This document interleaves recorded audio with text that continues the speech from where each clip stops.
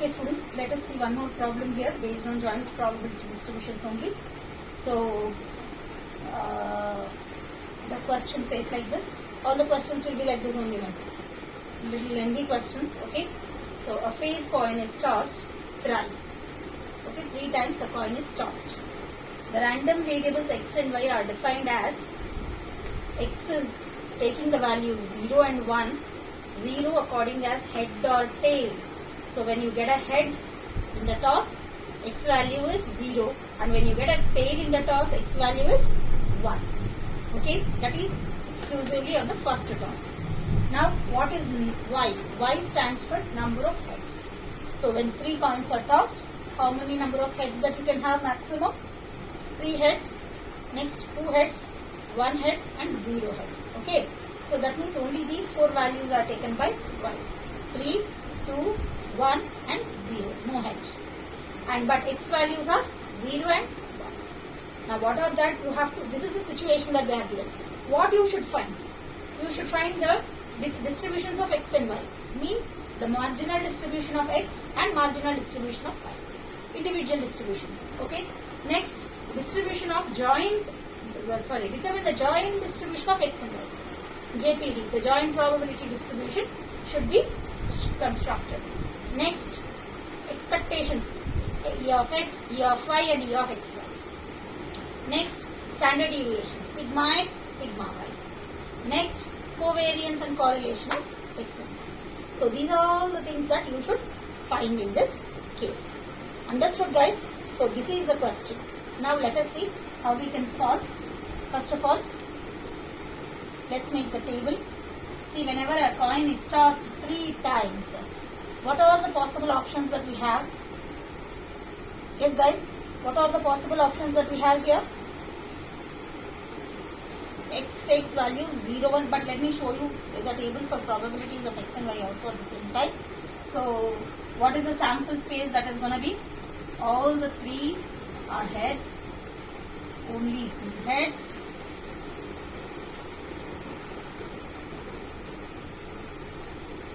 Okay. Let me write small so that I can get the space. All the 3 heads, only 2 heads.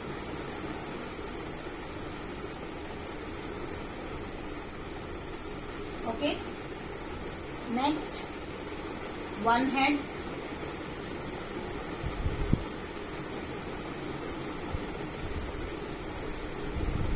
And then all are tails. So these are the possible outcomes that we can get when a fair coin is tossed thrice. Now let us see x. What are the values of x? X takes 0 or 1 according as head or tail occurs on the first toss. Only the first toss. If it is heads, we have 0. If it is heads, 0, 0. Tails, we have 1, 0. Again tails, 1, 1, 1. Understood? Next, what about y values? Y values are something like this.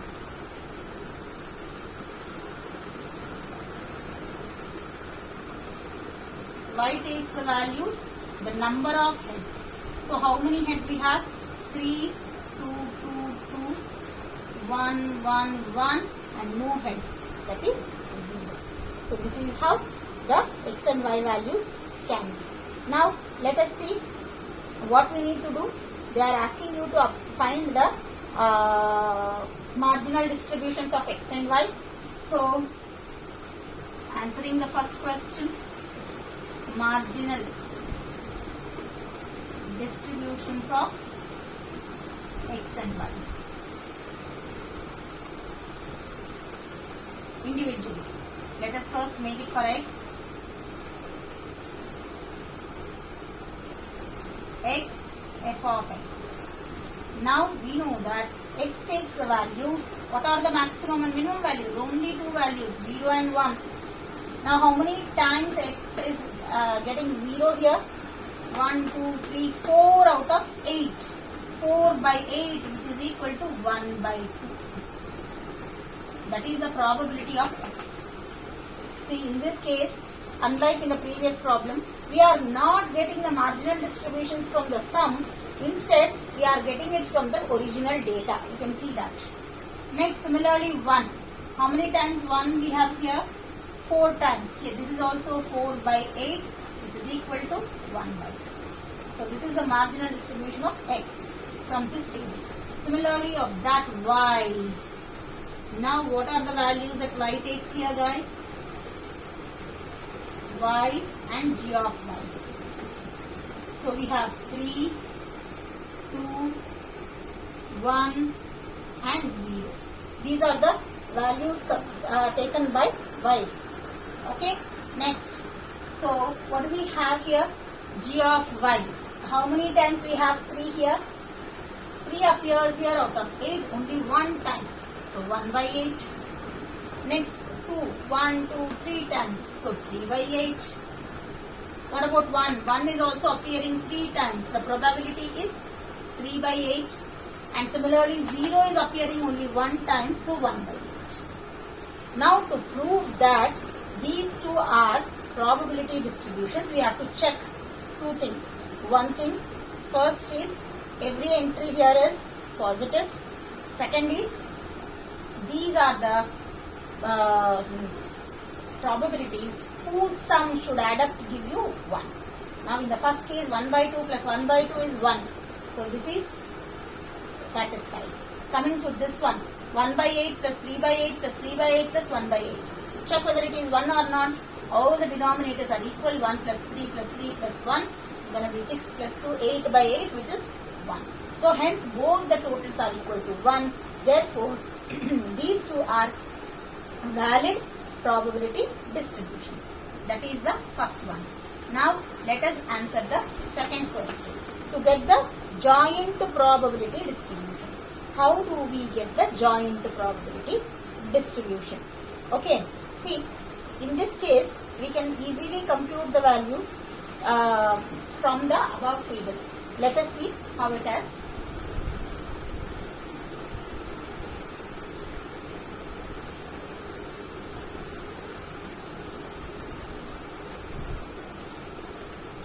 X values, Y values.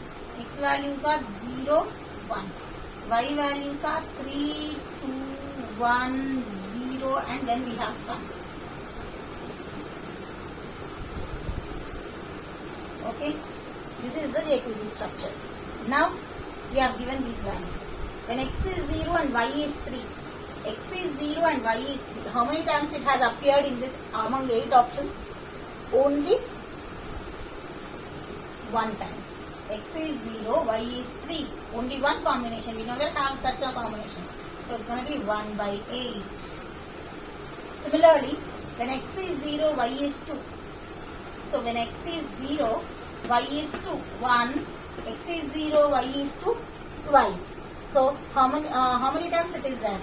2 by 8, which is equal to 1 by 4. Got it? Again, when x is 0, y is 1. X is 0, but what is the value of y? Y is 1. So, it is also appearing only once among these 8 times. So, it's 1 by 8. Next is x is 0, y is 0. Both are zeros. Do we have both zeros anywhere here? X is 0, but y is never 0 when x is 0. So, what we have? The probability here is, it is not there. That option itself is not there. So, we say the corresponding probability is 0. Okay. Next we have, when x is 1, y is 3. So, x is 1, y is 3. Whenever x is 1, we don't have y 3. So, here also it is going to be 0. Next, when x is 1, y is 2. So, x is 1, y is 2. Only once it is appearing, never otherwise. So, it's going to be 1 by 8. Next, when x is 1, y is 1. x1, y1, x1, y1. These are the two opportunities that we have. So, 2 out of 8, which is equal to 1 by 4. Got it? Next, similarly, when x is 1, y is 0. So, when x is 1, y is 0. That is also happening only 1. So, it's going to be 1 by 8. Now, let us see what are the column and the row totals. See, 1 by 8 plus 0 is 1 by 8. This is 2 by 8 plus 1 by 8 is 3 by 8. 1 by 8 plus 2 by 8 is 3 by 8. Again, this is going to be 1 by 8. Got it? And next we have horizontal totals. What are the horizontal totals? 1 by 8 plus 2 by 8 plus 1 by 8. 1, 2, 3, 4. 4 by 8. That is 1 by 2. Here again, 1 by 8 plus 2 by 8 is 3 by 8 plus 1 by 8 is 4 by 8. See, this is our g of y and this is our f of x. Okay, so you can see what are the f of x values that we have. Sorry, I think I have interchanged the terms. Please correct it. These vertical column totals, that is the totals of y, are g of y, and these horizontal column totals, that is the totals of x variable, are f of x. Now compare these with the marginal distributions. You have the same values. See, 0, 1, 1 by 2, 1 by 2. Next, 3, 2, 1, 0, 3, 2, 1, 0, 1 by 8, 3 by 8, 3 by 8, 1 by 8. Same values. That is how you can cross verify. See, this is the way how we can fill in the internal values based on the given practical situation. Understood? This is the second part. Now coming to the third part. What is the third part? You have to find e of x, e of y and e of xy. Let us see what is e of x. We know the formula is summation over I xi f of xi. Got it? So xi f of xi 0 into 1 by 2 plus xi f of xi 1 into 1 by 2. It's going to be 1 by 2. Next, e of y, that is equal to summation over j yj g of yj. So yj value corresponding g of yj value. So 3 into 1 by 8 plus 2 into 3 by 8 plus 1 into 3 by 8 plus 0 into 1 by 8.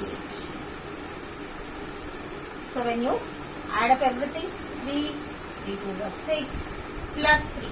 So how much is it? 6, 6, 12 by 8. That's what you are going to get. So how much is 12 by 8? 3 by 2. Okay, that is e of x. Now let us see e of xy.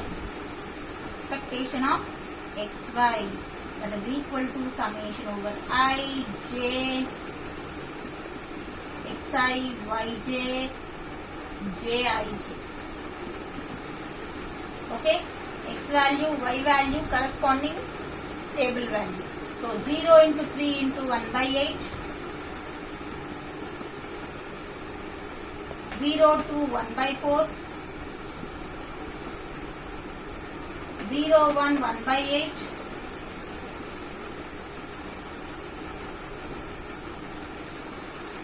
0, 0, 0. That is 0. Again, coming to the second row, 1, 3, 0, 1, 2, 1 by 8, again 1, 1, 1 by 4, coming to the last 1, 0, 1 by 8. Most of them are zeros, so simplify. So once you simplify, how much is that you are going to get? This is just going to be 1 by 2. So this is equal to 1 by 2. So this is our third question. Obtain the expectations. Now to go ahead with the fourth one, I told you, you should also find the expected values of x square as well as y square. So summation over I x square f of xi, xi square f of xi. So x square 0, we can ignore that entire thing. So 0 square into 1 by 2 we can ignore. 1 square into 1 by 2. That's just going to be 1 by 2. Understood? Similarly, let us find e of y square.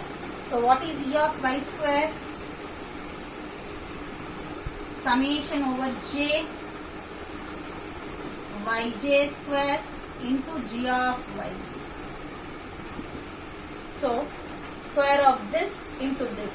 So 3 square 1 by 8. 2 square 3 by 8. Again 1 square 3 by 8. Again 0 into 1 by 8. So how much is that you are going to get? Okay, check it out. You are going to get 3 here. 9 by 8. 4 3 is 12 by 8 plus 3 by 8 is going to be 24 by 8, that is 3. So this is E of y square. Using these two, we can find the standard deviations x and y. That means basically we can find the variance and standard deviation, and using the variance we can find the standard deviation. Okay, so let me just rub this so that we can find it easily. Hopefully, I don't need these first of all, except for the expected values. So we will have only the expected values as it is, so that we can copy it for the further things. Now coming to the fourth point here. The fourth one is to find the standard deviation. We are finding the variance sigma square x, that is V of x. What is the formula here for V of x? V of x square is equal to E of x square minus E of x the whole square. That is equal to E of x square is 1 by 2 minus E of x is 1 by 2 the whole square. That is 1 by 2 minus 1 by 4, which is going to be 1 by 4. Next,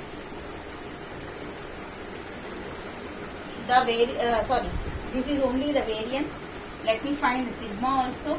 So sigma of x is equal to root V of x, which is equal to under root of 1 by 4, that is 1 by 2. Now coming to next variable, that is y square. Sigma square y, that is variance of the y series, E of y square minus E of y the whole square. So that is equal to, how much is E of y square that we got? 3 minus E of y, which is 3 by 2 the whole square. So simplify here. So how much you get? 3 minus 9 by 4. It's going to be 3 by 4. Okay. So what is the standard deviation? Sigma y is equal to under root of V of y, which is equal to under root of 3 by 4, that is root 3 by 2. So this is what is the standard deviation, that is our fourth point. Now coming to the last one, you have to compute covariance and correlation.